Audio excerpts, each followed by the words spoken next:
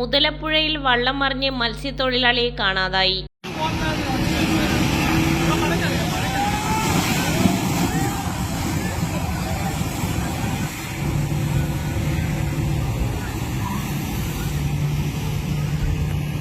വള്ളം കൊണ്ട് വെച്ചു കൊടുത്ത് നോക്കടാ.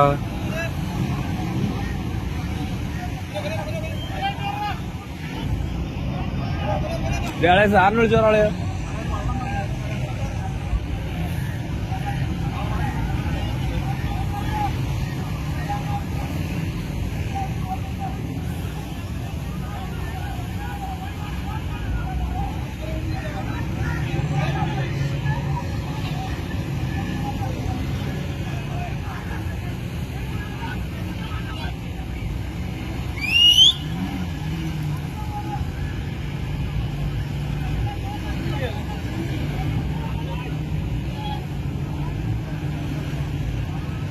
തിരുവനന്തപുരം മുതലപ്പുഴയിൽ വള്ളം മറിഞ്ഞ് തുമ്പ സ്വദേശിയായ മത്സ്യത്തൊഴിലാളിയെ കാണാതായി. സെബാസ്റ്റ്യൻ ആൽബിയെയാണ് കാണാതായത്.